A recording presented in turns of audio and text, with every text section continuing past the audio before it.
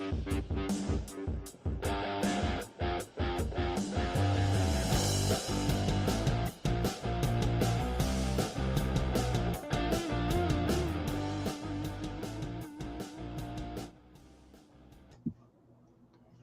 just can't pop those buttons fast enough. Hey, everybody. Welcome, welcome, welcome. It is Monday again. And I am so thrilled to have my very, very favorite appraiser. And I do know quite a few appraisers. I can honestly say that George, the Antique Nomad, is my favorite.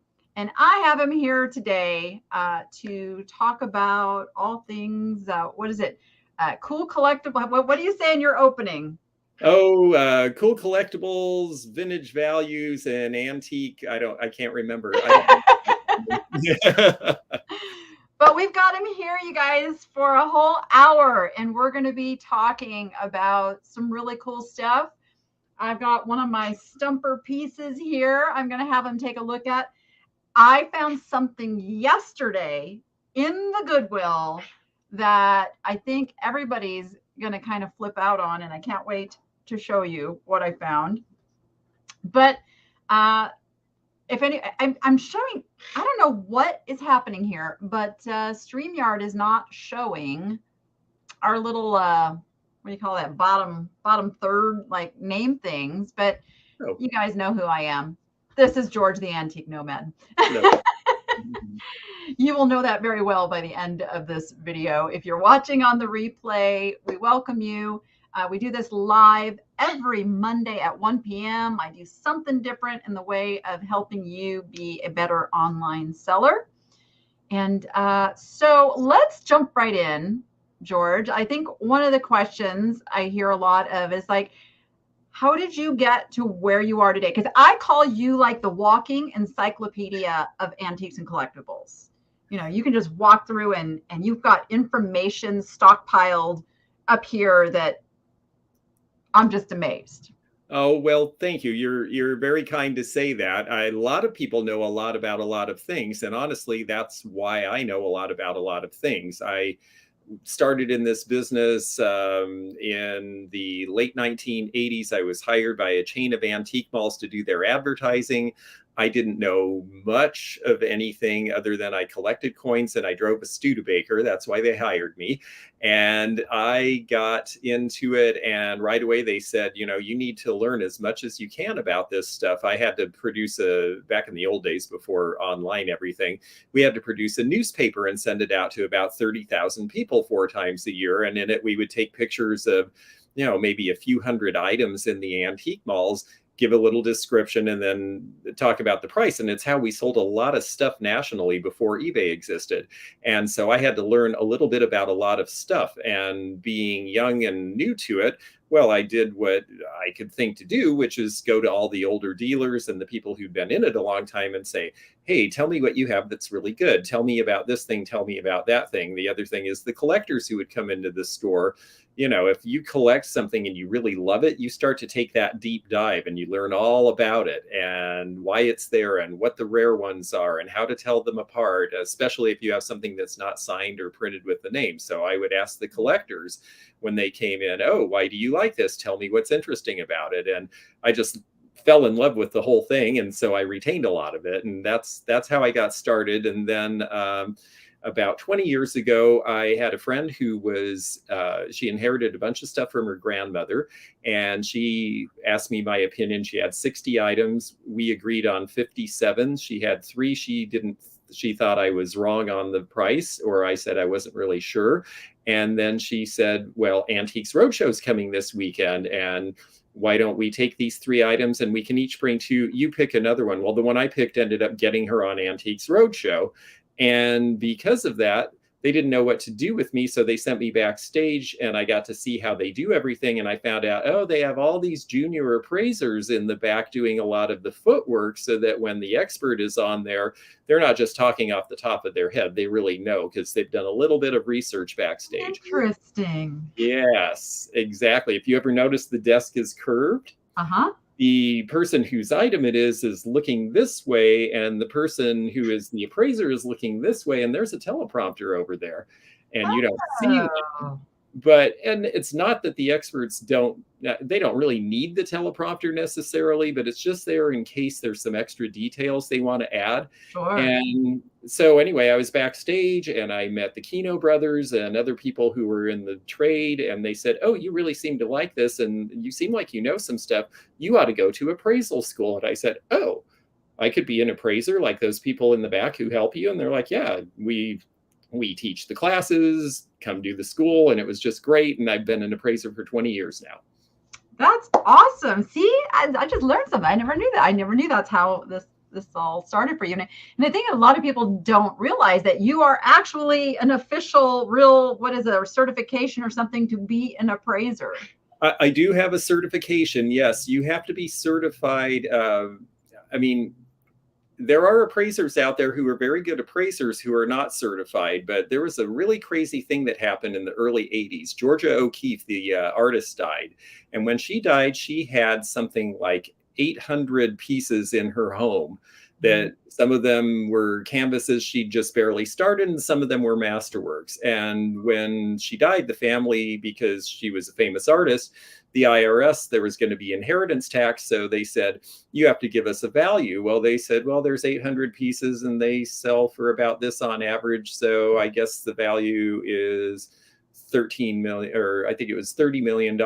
Well, then the IRS didn't think that was enough. So they called in somebody and they said, "Well, she's dead now and everybody wants her stuff. So everything is great. It's worth 65 million." So it went to IRS tax court, and the judge looked at the one side and said, "The family valued everything the same, as if every piece was the same, like a bare canvas is the same as a finished painting. That's not right." And then they looked at the government's appraiser and they said, "Well, you valued everything because she died and now everybody wants her stuff because she's dead. But that's not right, because she wasn't dead when she made this stuff. And you have to do it at the minute they died. You have to do the appraisal then." So the judge said, "Neither of these are valid. I'm going to add the two numbers together, divide in half, and that's going to be the basis for the inheritance tax." And both sides were furious. And they were like, "Why are there no standards for appraisals?" And so the government was going to come in and do something. So instead, a bunch of appraisers created what they call the Appraisers Association of America, and they developed what they call USPAP, or USPAP, which is Uniform Standards of Professional Appraisal Practice. And so now, if you are a certified appraiser, you are trained in that so that your appraisal will hold water. Because if the question is, how much is this piece worth? Well, it's worth one thing for insurance value. It's worth another thing for estate probate fair market value. The IRS has a very strict definition now. It might be worth, is it worth, say you have like a Tiffany chandelier, and if you went to buy it in a store, it's $15,000. Well, if you had to replace it, your insurance company says, "Well, gee, it might take years for you to find another one. We're not going to hold it open for years. We're going to pay you $20,000 so that you'll feel happy and you'll leave us alone." On the other hand, if you are in a situation like a divorce where you have to sell the thing and you're forced, well, a forced liquidation value might be like $6,000 or $8,000. So a single item has different values depending on what's going on. And if you're not a certified appraiser and you just write down, "Well, this is what I've seen them sell for," that could be completely wrong for the purpose. So being trained is actually really important. Yeah, and I can imagine, there's like this dichotomy there. For insurance purposes, you want a high appraisal, but for paying the IRS, you want as low as possible. So. Yes, and the IRS has a very strict definition of fair market value that says you're not really selling this piece. Like, say somebody dies and it's an estate tax, you're not really selling this piece. So hypothetically, if a buyer and a seller both knew the same information about the piece and had all the time in the world to decide what number would they come to where both of them would be happy, that's fair market value. That might be higher than retail value, it might be lower than retail value depending on the situation. You know, if something's really hot right now, for example, all these people doing live sales where people really love them and they're really into that seller and they're kind of bidding things a little higher than they might sell for on eBay. Well, that's a legitimate value, but that might be closer to a fair market value, which is different than saying, well, if I got it in an antique store and they were having a sale, then the retail price is this. So there's different numbers. Things are, you know, how much is it worth if you have all the time in the world versus how much is it worth if the sheriff just put a 3-day notice on your door and you've got to sell everything and get out. Yeah, no, that's a really good point. I mean, I put values in my videos. At the end of every video, I recap and, and I do the research on eBay because that's who I'm teaching. I'm teaching people what values are on eBay, but oftentimes I get much more than that because I go to different places like cherish.com, my live sales, specialty markets, but it's tough because eBay prices are actually coming down. Yep. Because of this great thing that eBay thought would be good to show everybody here. This is how you should price your item. And it's based on an average of multiple sales of what we think is the same item, which often isn't the same item. And then they go, well, some of these sold at $10 and some of these sold at $100. So we think you should price it at 50. Yeah. And I'm just trying to teach people, no, you price it at the 100 because somebody paid 100 for that. That means somebody else will pay 100 for that. And we keep those up. But eBay is dropping and dropping and dropping the prices. So yeah, and that's a real problem. And it's a little bit of a mistake, in my opinion, too. Another example is a lot of people use Worthpoint. And a friend of mine helped start Worthpoint. He's a great appraiser. It's a good service. If you notice, Worthpoint's starting to bring in other places besides eBay for their values. And the reason for that is that if you look at a Worthpoint listing, you really better read that description and make sure that just because you saw it on Worthpoint that the piece was described properly, that it was actually the piece that they said, that it wasn't as is. Read that description, because that $10 value that eBay's saying, well, one sold for 100 and one sold for 10, so the value is 50. That $10 item might have been completely glued back together again. They're not exactly read that. Yes, yeah. I've been Will, who runs Worthpoint. I've been trying to get him to bring in Cherish. I told him because he didn't know anything about Cherish. I saw him back at the Boss Reseller Remix conference, and I said, Cherish, get those Cherish values in there. So he was working on that. Yeah, and then Cherish again, and First Dibs and some of those high-end places, Ruby Lane for more antique furniture. They're great resources too, but you have to remember, of course, they are selling oftentimes to designers. And there's something to know about the interior decorator market. Interior decorators, if you're ACID, American Society of Interior Decorators, and you flash your card, you're basically expecting that you're going to automatically get a 15% discount. And you are selling to somebody really wealthy who doesn't pay attention to prices, and you are going to mark that up 15% over their asking price.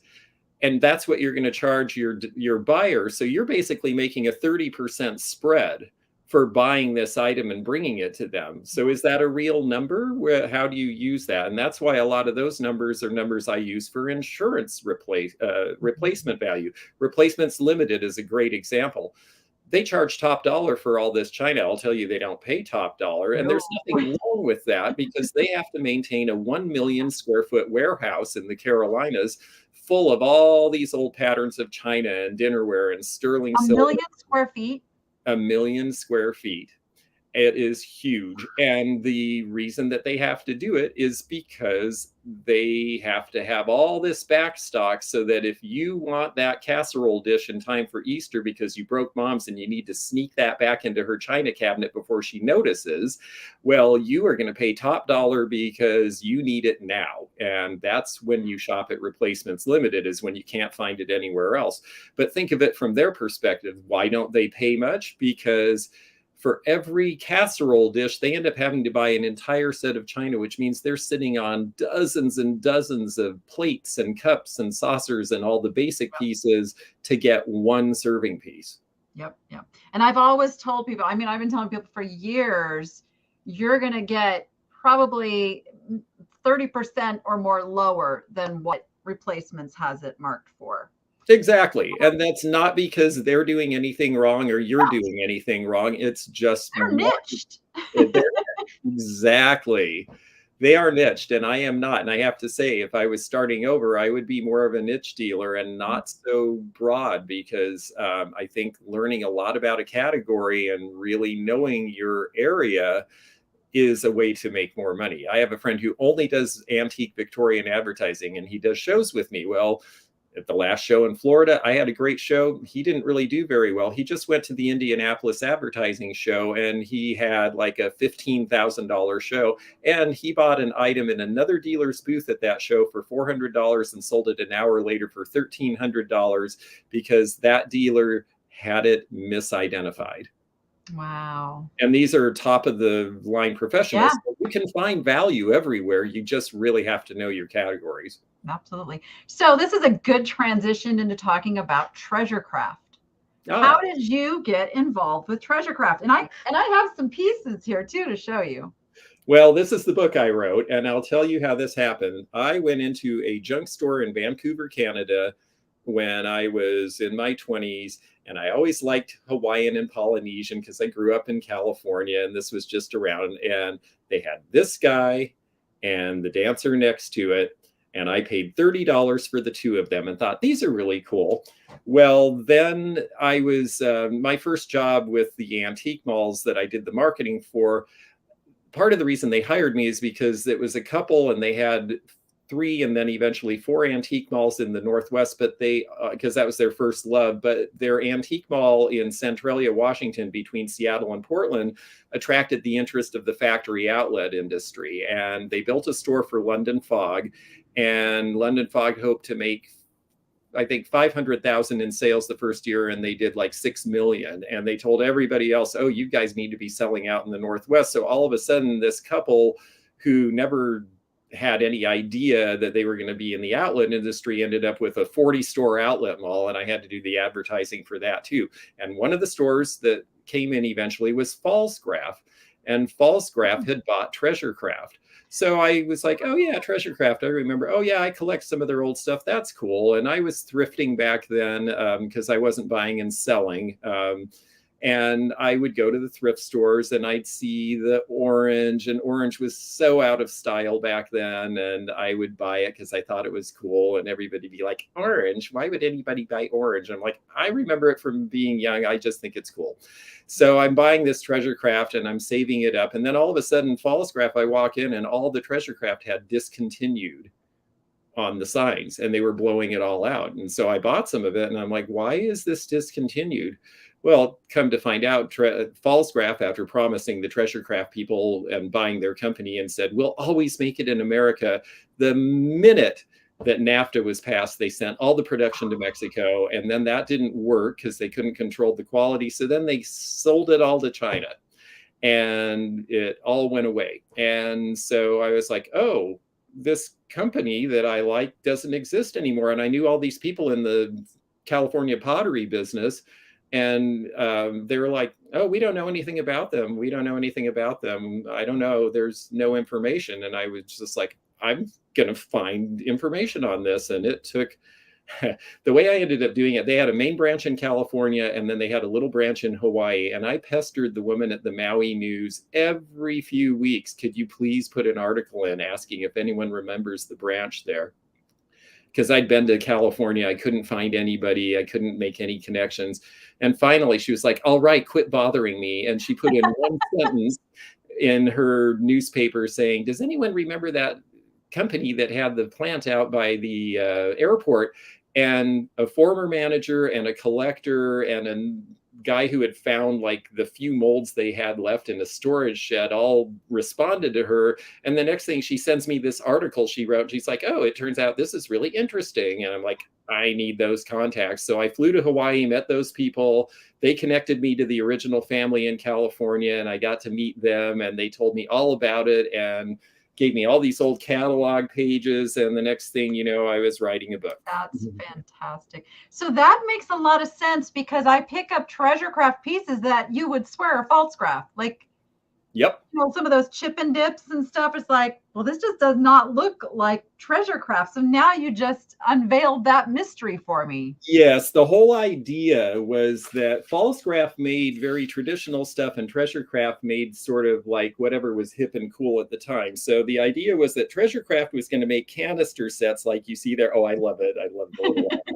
So treasure craft was going to make the stuff to go along with false craft dinnerware. And the thing that really got them on the bad side of false craft was that false craft did this thing called Midnight Sun, and it was this gloss black and matte black design that was done on, you know, the same piece would have both. I'll see if I can find it really fast. I won't belabor this, but I think it might be in here. Here, I'll just show. I mean, I pick up treasure craft now whenever I find it, just because, not that it has high value or anything, but it's cool, and it's like, it's the connection with you that it's like, oh yeah, you know, it's cool and it's fun, and you're going to find it where you are. That's the thing. That's what I liked about it, is it wasn't expensive, but you could find the stuff. And so, yeah, so like treasure craft made this stuff in the black that looks sort of like a Native American here, and false craft said, you'll never figure out how to do that glaze. And funnily enough, false craft treated them like a competitor even after they owned them, and they wouldn't tell them the formula. And the next thing, treasure craft presents them with all these canisters that match their line, and they were furious. They were not happy at all. And treasure craft's like, but we're making these things to extend your line. This is why you bought us. And they were just like, you weren't supposed to be able to figure that out. And that's when false craft was like, we're discontinuing everything. You know what? I don't really like false craft, and now I like them less. Yeah, I wasn't too impressed with the way they managed all that, especially because they were, you know, I know things have changed and production in this country is hard to do economically, but they really sold it out. It was not impressive. So they're not my favorite either. So I have this piece here. Oh, yes. That looks like treasure craft, but it's got a different mark, doesn't it? It does. Yes. It just says made in Hawaii. Yes, that's right. That was a knockoff. There was a guy who worked for Bauer named Ray Murray, and he came to work for Treasure Craft in Hawaii. It was going to be his retirement project. Well, after he did it for a few years, he realized that, oh, I still really like doing this and I could start my own company. So he started a company called Hana Isle, and that's who did that one. And it went for a couple of years, but then it sort of petered out. And then he ended up getting hired and designed all of that. You know, those Coco Joe's little figurines that look like lava? That was him. That was the last thing he did, is he started Coco Joe's. Oh, wow. Yeah, so that's the thing. I mean, one thing that I think is so fun about the history of all these companies is that it's quite connected. I mean, people who worked for one place then worked for another place, and you can kind of see the evolution of their ideas and their careers. And I think it's cool. Well, I got this piece and I could have sworn it was treasure craft. I mean, because it's got the classic look, but it's not signed at all on the bottom, and it just says Walt Disney Productions. Oh, yes. And it is treasure craft. And here's the story about that. Disney is very insistent that if you make things for Disney, they will say Walt Disney on them. They will not say your company name. They are real sticklers for that. So Treasure Craft started making it was in the early 70s, they started making the banks and the cookie jars for Country Bear Jamboree. Can you imagine walking around a theme park with a huge fork and cookie jar all day long? So they started making those, and Disney was like, oh yeah, this is great, make other stuff for us, but it has to say Disney on the bottom. It cannot say Treasure Craft. So what would be about the year for? That's going to be about 1971 or 2. That's going to be one of the first things they made for them. So cool. So cool. Yeah, because I mean, I was like, this has got to be Treasure Craft, but I was like, it doesn't say Treasure Craft. So it is. And Treasure Craft was really good about marking stuff. I mean, I have to say, one reason that there are a few obscure things that are starting to really be worth money in Treasure Craft, but a lot of the stuff, you know, it's easy to identify. And things that are easy to identify are easy to sell, so everybody does it. So there's not really mystery to it. Yeah. And then eBay tells them to keep lowering the price. And eBay is just cannibalizing themselves. They are killing the antiques collectibles market. But fortunately, there's other sites that are picking it up and running with it. So yeah. Cross fingers they figure it out. So I wanted to show everybody where they could go get your book. You guys, George has an amazing website. I'm gonna pull up the screen here and give you a peek. Here, we'll do it this way. And if you go right there on the front page, you can purchase his Treasure Craft pottery book, which I need to get my copy. I keep talking to you. It's like, because okay, so I'm particular when I order a book, I want a signed copy. So that's all I do. Oh, good. Okay. All right. I'm gonna order mine, you guys. I'm gonna order mine. I love reference books. I mean, reference books are something that when we first started, when in the eBay selling world, like there was no, like you could Google, but you couldn't find anything that like the information was not out there yet. You had to get these books and learn from books. And I don't have them up here. I have my Florence identification books, volumes 1 through 4. Those things, the pages are falling out because I've gone through those books so many times. But books are awesome. Reference books are really great. I really recommend them. I know that the prices have changed and in most cases are not relevant to today, but they will at least show you what was relatively more or less desirable or rare when the book was written. So unless they found don't pay attention to the pricing, but it's, identification is, and I am noticing, and maybe you're noticing out there as you go to antique malls and stuff, more and more dealers are not identifying the things that they're selling. And that's painful to me because like, this is how we carry this stuff on to future generations, is telling them what it is. It's true. And also, it is a really lousy way to sell things. People want information. People want to know what they're buying. I mean, I realize not everybody does. Some people just buy it because it's cute and they don't really care, but they're not serious collectors who are going to come back to you time after time after time. I'm going to pay the top money. And pay top money. Right. Pay top money. Let me show you something like because I bought these at an estate sale.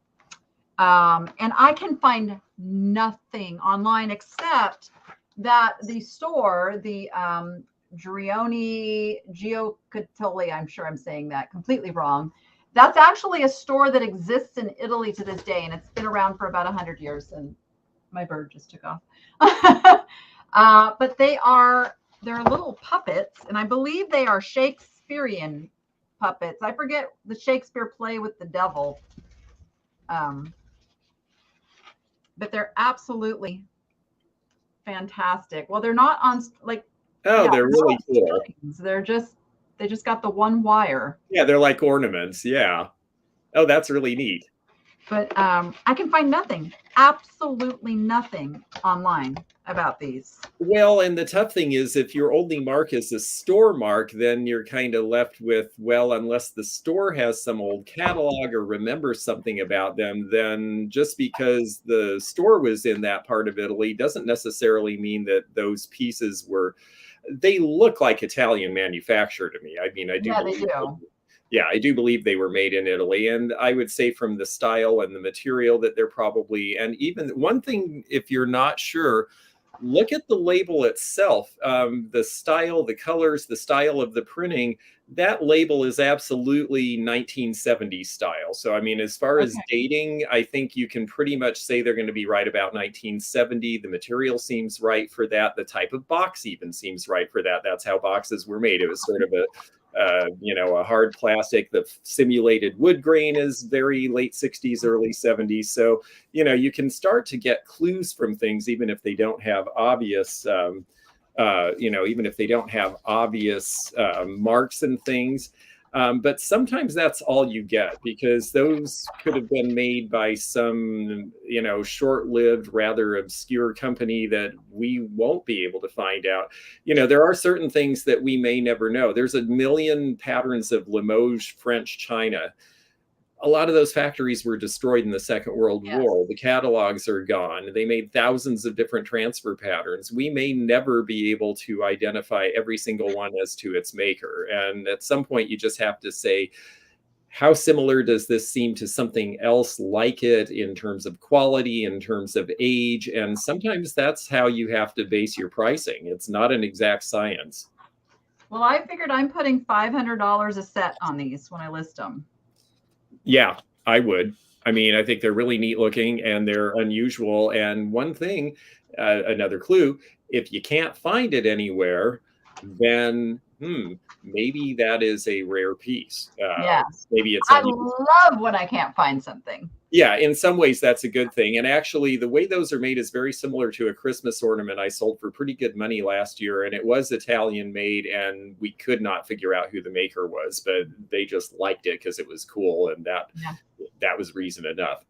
And that's what I try to tell people too, is like there are wealthy people out there who are not price shopping. They see something, you're the only one who has it. And if you're, my bird is being a problem today.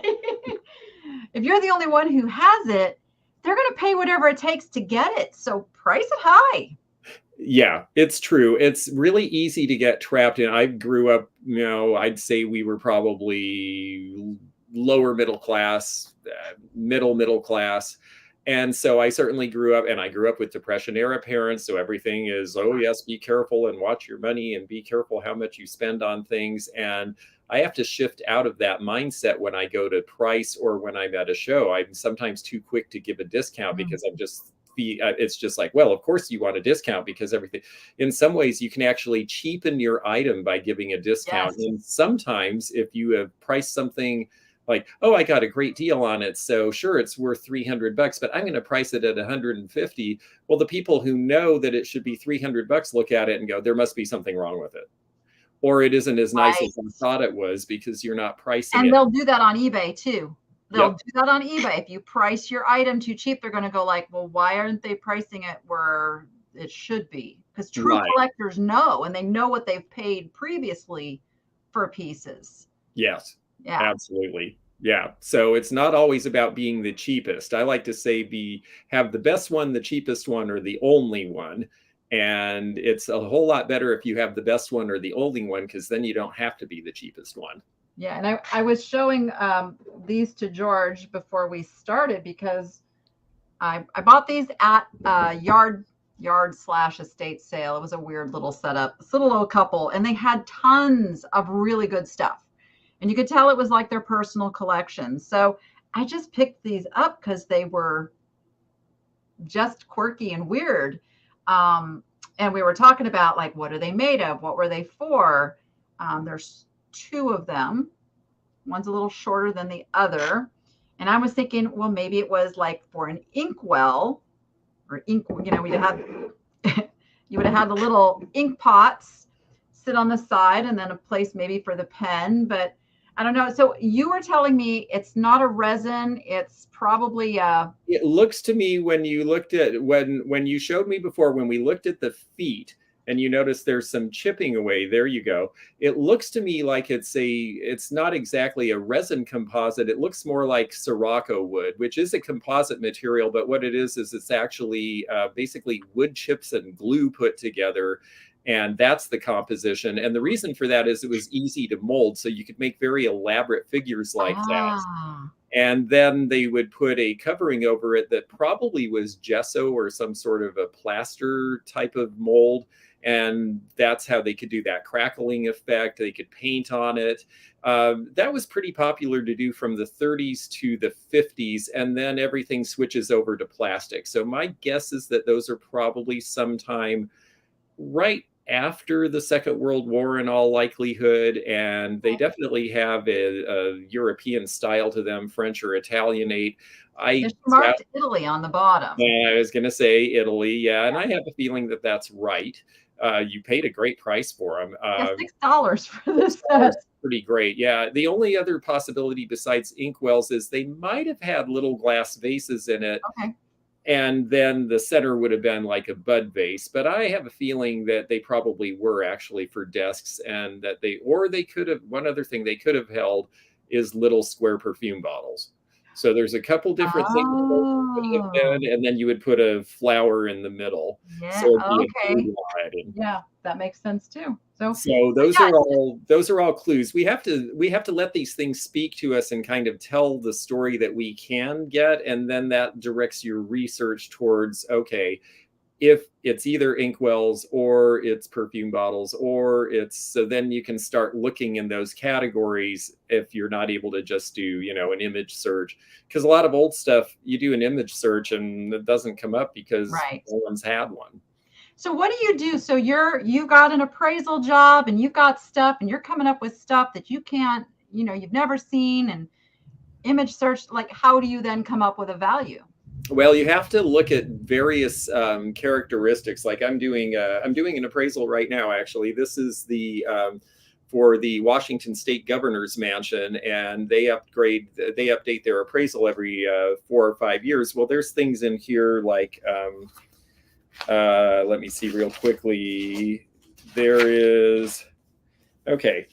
Like this piece here, they are not sure whether this chandelier is original or if it was put together out of old parts. And so what I have to do is, there may not be, if it was put together out of old parts, there it may be one of a kind. Even if it wasn't put together out of old parts, it may be that they don't actually, you know, that there are very few that were made. Lighting companies would often come and go.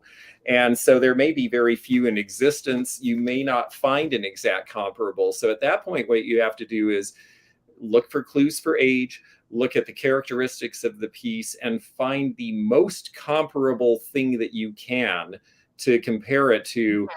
And sometimes that's the best that you can do as a basis for value. Even as an appraiser, it is not an exact science. In fact, the first thing they teach you in appraisal school is that an appraisal is an opinion of value. And So the do you word try to err on the opinion, side of higher or lower? well, it depends on the purpose of the appraisal. Since this one's for insurance, I would bias towards higher because we want to make sure that they're made whole if something happened. If the mansion burns down and they have to find another chandelier, then we want to make sure that they are given enough money to find something comparable. On the other hand, if somebody is doing it for, say, for liquidation value, like we're going to have an estate sale and we just want to know how to price it, I don't want to tell them a value so high that they're going to overprice it and not be able to sell the piece. And especially when you're dealing with high-end stuff, if you're doing like a great example is most auction houses will give you a pre-auction estimate of what they think things are going for.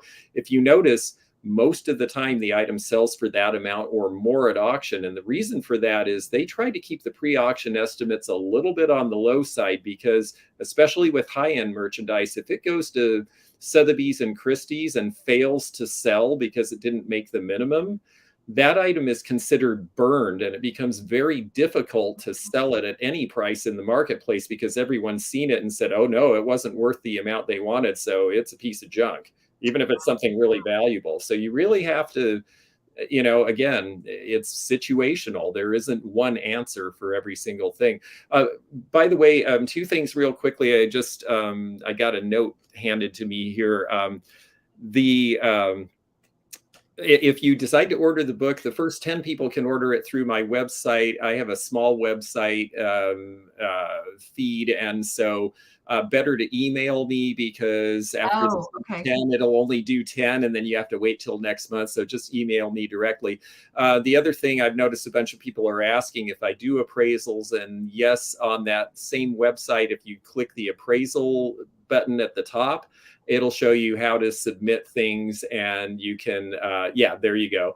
And it's very easy, and it'll tell you the different options, and, you know, depending what you need. If you just need a simple one item appraisal for basic knowledge and your own edification, it's cheap. And then if you need a formal appraisal for settling some sort of a probate or something, then, you know, that's like an hourly rate. So. All right. Fantastic. Yeah, you're always the one that I recommend people go to. We won't say any names, but not all online appraisers are created equal. We'll just say that. Well, I think the main thing, I think there's a lot of really well qualified people in the appraisal business. think that people get into trouble when they represent, and I hope I'm doing this fairly, like the question you just asked, I even think you know. I think you know who I'm talking about. well, yes. But we won't say the name.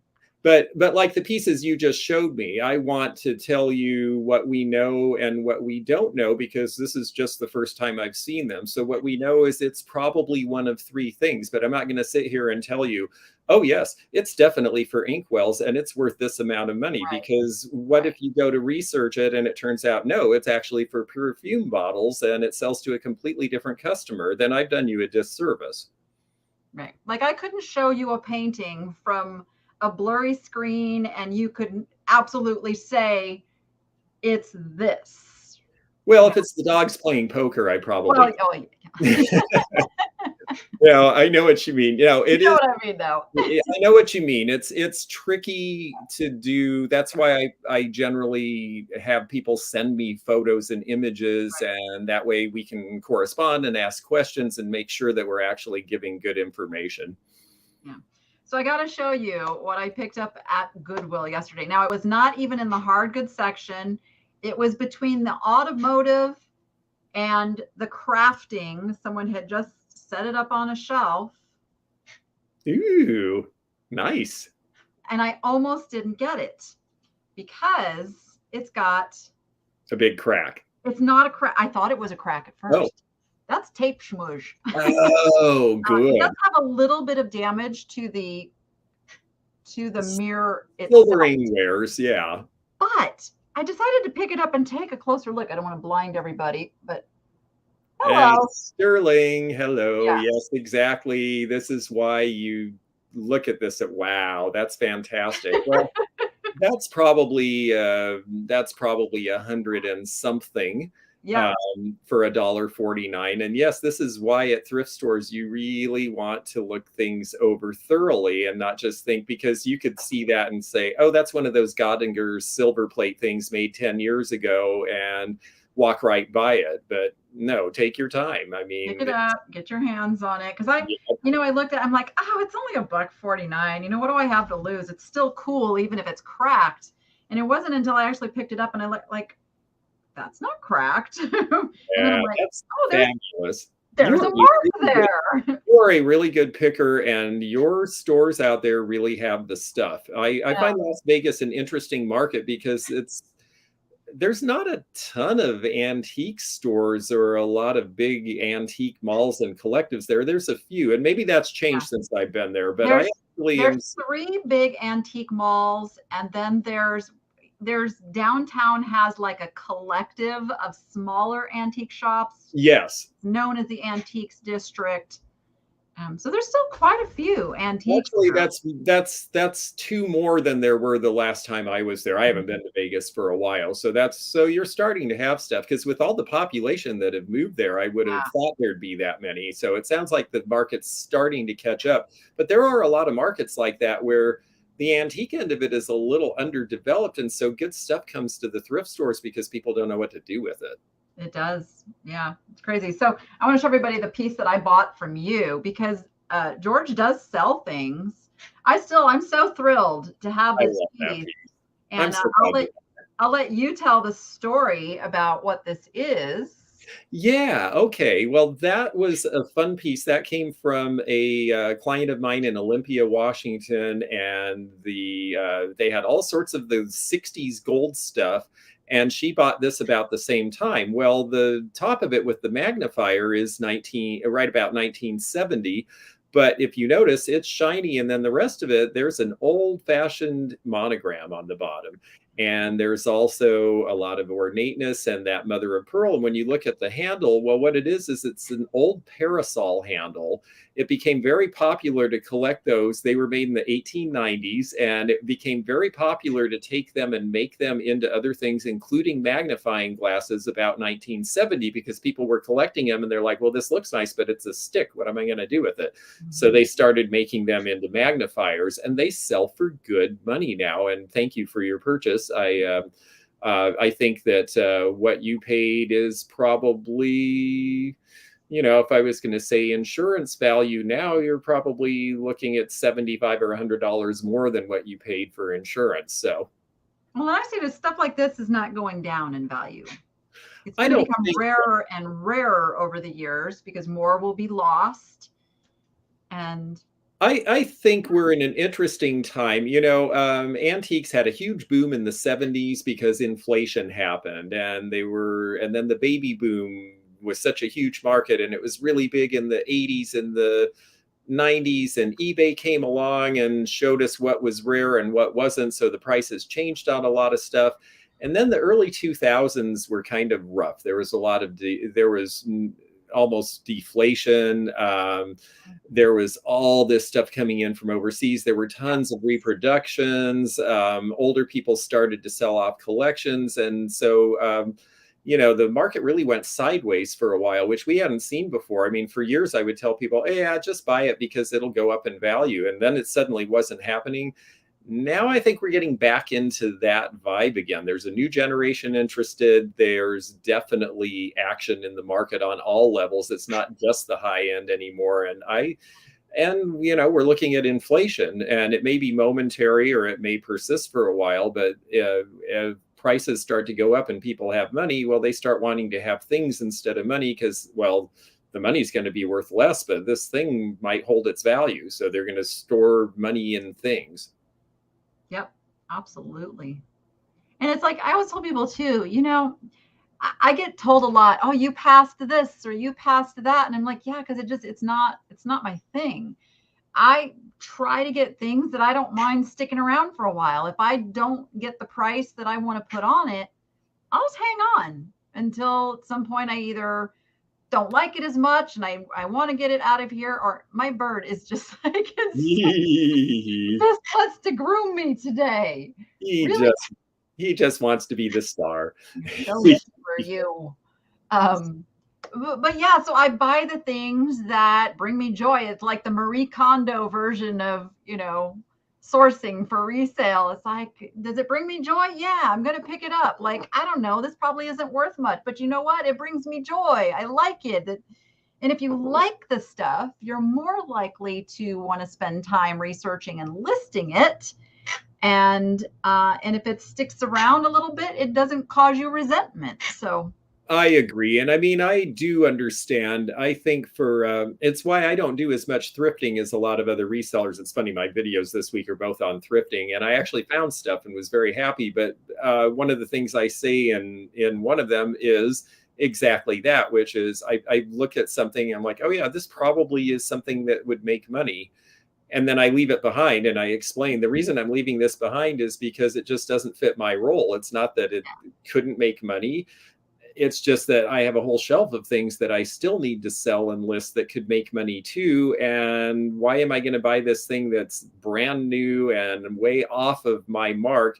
I mean, sure, if it's $1 and it's worth 300, I'm going to buy it. But I mean, it was, right. it was a Buffalo Bills zip up, and it's great. It's got the NFL tag. It's cool. I know people sell them. I know they sell well, and I probably could have tripled my money, but I could do that on old things that I personally like better. And that's what I want to do. There's only so many hours in the day. Yeah. Only so many hours in the day that I'm really, really feeling lately. Yeah. You and me and everybody I know. But so you do have an eBay store. And I know with your channel, and I want to show this. So because I am one of George's. Where's my little? Thank you, Bougie. So I'm already a member, so I can't show the little membership thing here. But one of the things George does for his membership is you get the sneak peek of what he's going to be listing and selling before anybody else does, which I think is super cool.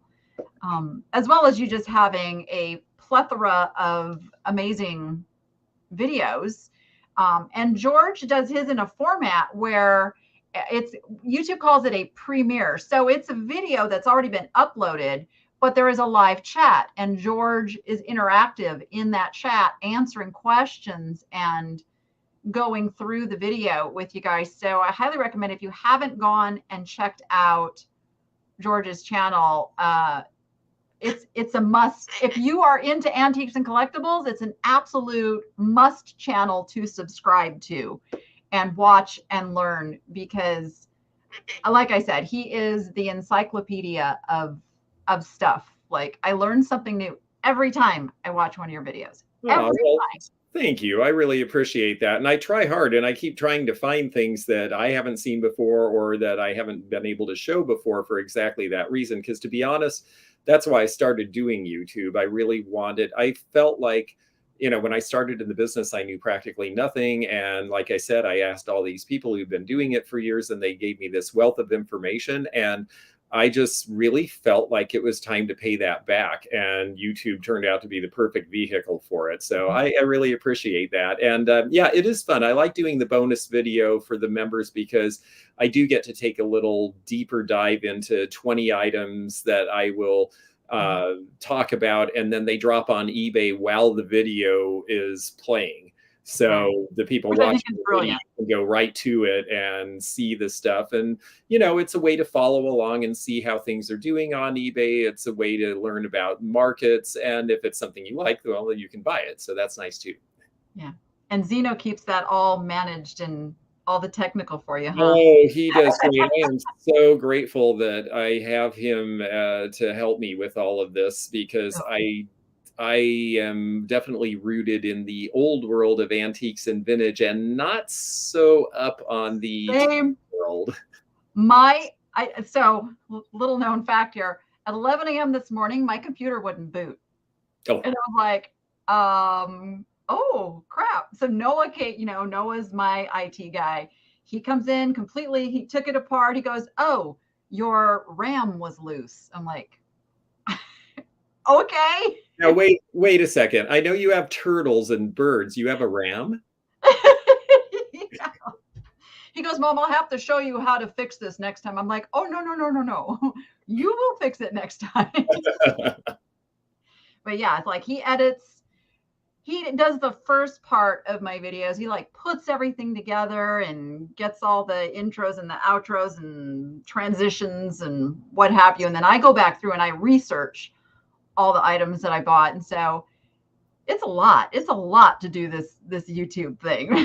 It's cool and it's fun and you do great videos. I actually really enjoy watching. And yes, it is another extra job. So I'm glad people appreciate it and have responded so well because it makes it worthwhile. Yeah, it's been a huge blessing. And I think, like you said, the big thing is being able to reach thousands of people and help them build their business up and have, like, for me, it's like, I want people to have the right information. I want them to be able to call things what they are and value them what they are, because that helps all of us. Yes, it really does. When I was, I told you in the old days, we did this newspaper and we sent it out, and that was so that our collectors and our dealers and everybody could learn more about everything. And we built a really good business on giving people information. And I remember when we started doing it, and we had a collector's reference bookstore. And I remember when we started doing it, other people in the antique business came to us and said, you shouldn't be giving people all of this information because that's our information and you're going to squeeze all the profit out of the business by telling people what there is. And I have heard the same thing about doing YouTube. Oh, you're going to ruin it for everybody by giving these people information. They should have to work for it for years like everyone else did. And I'm like, no, I disagree. I think you build markets and you build interest by sharing the joy and the love of it, but also by sharing information and getting people to have an attachment beyond just, oh, it's cute. And now, oh, I don't think it's cute anymore. Or I've changed my interior decor color, so I'm going to throw that all in the garbage now. If it's about something more than that, then they will hold on to the information and the item. So there's a comment here that I have to share because I love it. George could describe a toothbrush to me and I would be fascinated. Very interesting man. Well, thank you. That's very kind. And I do have some vintage toothbrushes for sale. I will tell you, I will never, ever, ever pass up an acrylic toilet seat again. Yes, that's how we really got to know each other, was over a toilet seat. Yeah, we were on a thrift battle.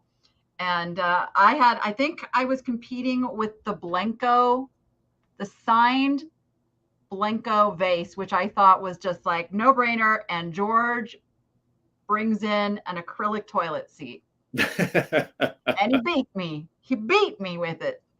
But I got to tell you, I loved that Blanco piece. Yeah, I still have it. See, that's one of those pieces I just am not going to discount. Like, it's a one of a kind. There might be a couple of them out there somewhere, but the right person just has to come along for that. Well, and that's true. And, I'm around dealers who sell way more expensive items and are way more specialized than I am. And they are not afraid to hold on to something because they know that, like my friend in antique advertising, he's got a piece he just sold for $2,000. He's had it for 5 years. He said, I know there is a collector for this, but it's a very specialized market. It was some sort of it was a poster and it had farm implements, and he had to wait until a guy who collected farm implements came in and thought it was the most amazing thing and paid the money. And, he could have thrown it on eBay and seen what the market was or took whatever he got, but he said, no, I know that the right person will eventually come. I'm not in a rush to get rid of the good stuff. The cheap stuff, yeah, we can just blow that out all day long, but the good stuff you hold out because you may never own another one. Yep. Yeah, my kids, I've already like when I go, you guys know this stuff doesn't just get tossed, right? Yes. My thing is blue opalescent glass. So I've identified all the pieces, got little, like, this is who done it and when it was made, and here's the pattern, and they've got all of that. Cool. Blue opalescent is great. I like the Duncan and Miller personally, but there is a lot of companies that did really good blue opalescent. Yeah. I veer away from the Fenton. The Fenton's my least favorite of all of them.